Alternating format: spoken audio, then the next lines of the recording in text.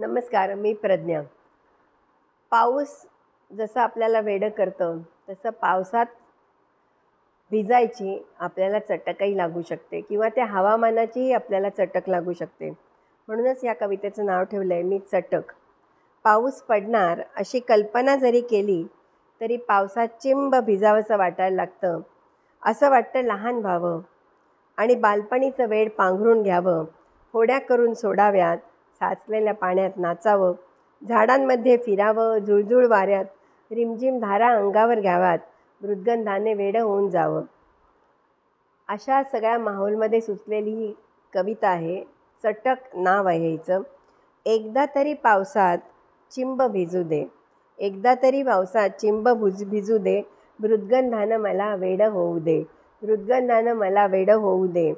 स्वच्छ धुतलेल्या झाडामाडात डौलानं फिरू दे मला तोऱ्यात, निसर्ग डोलतोय सुखाने परसात, खुणावतोय मला येण्या अंगणात.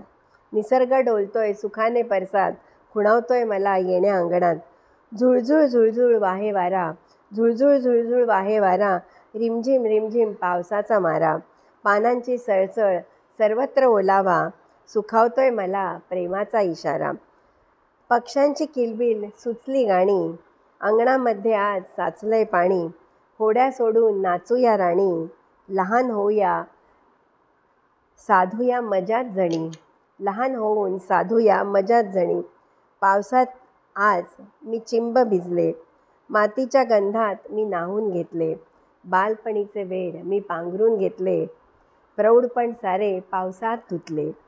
मनीची इच्छा पुरी झाली, पण पावसात भिजायची चटक लागली. मी पुन्हा पुन्हा म्हणू लागले, एकदा तरी पावसात मला भिजू दे, मृद्गंधाच्या वासाने वेडे होऊ दे. एकदा तरी पावसात मला भिजू दे, मृद्गंधाच्या वासाने मला वेडे होऊ दे. तुम्हालाही वाटतं का असं वेडं व्हावंसं? असेल तर बिनधास्तपणे वेडं व्हा आणि आनंद घ्या. धन्यवाद.